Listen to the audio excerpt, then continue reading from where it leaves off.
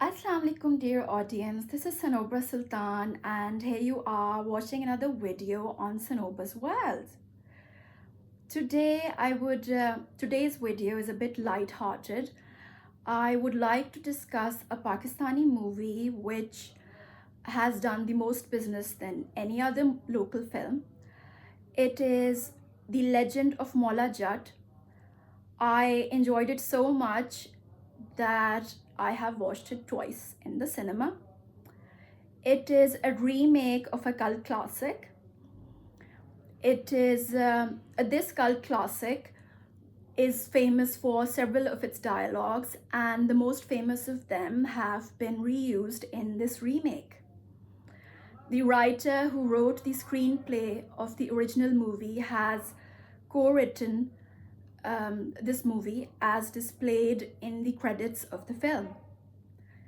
The man engineering this theatrical masterpiece is the director, who seems to be hands-on and fully involved in all stages of the production of the film. You can feel that the actors, by giving their best, are actually rooting for the vision of the director, and this is definitely his magnum opus.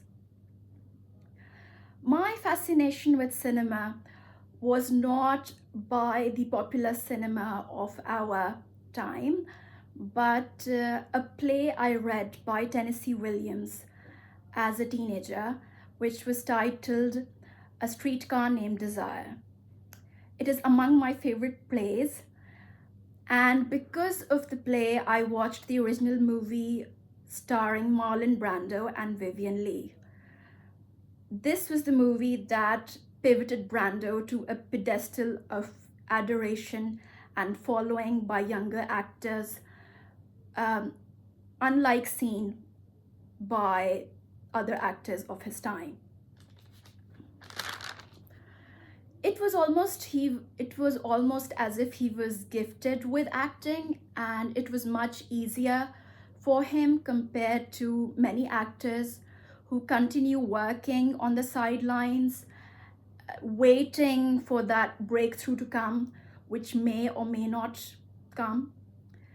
Just to highlight how much the film fraternity tried to accommodate him, even though he had an erratic attitude, is displayed in the movie Godfather. The movie lines are among the most famous. However, the backstory is that Brando was quite a handful on set. He could not memorize his lines, and even in The Godfather, the film production had to put cue cards everywhere on the set for him to read while the filming was being done.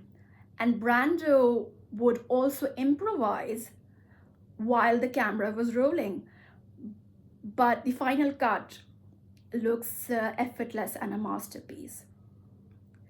There are two methods of acting most known, which include natural acting and method acting. The difference between the two can be described by this humorous anecdote I watched, which was shared by Dustin Hoffman, of his conversation with Laurence Olivier, where Hoffman had to be out of breath in a scene. To make it realistic, he would run before every retake of that particular scene. Seeing that, eventually, Laurence Olivier remarked to Hoffman that rather than running, quote, "Why don't you just act?" unquote.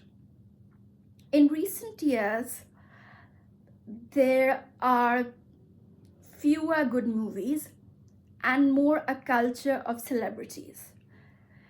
AI has become a central factor in cinema making, and somehow the art of telling a simple story is not trendy anymore. Some who stick to their method of storytelling, such as Quentin Tarantino, have garnered praise for their originality and their style of storytelling. To conclude, I would say that art and culture is not just for entertainment. It is art and culture can be highly political, message oriented, and it displays the pulse of the nation in that particular time in history. Media can be used by the state to disseminate their message, or it can sway with the masses with anti-war slogans, etc.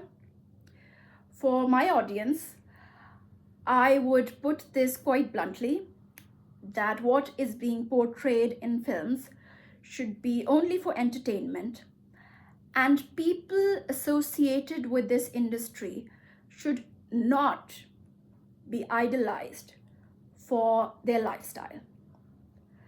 That is all that I have to say in today's video. Thank you for watching, and till next time, bye bye.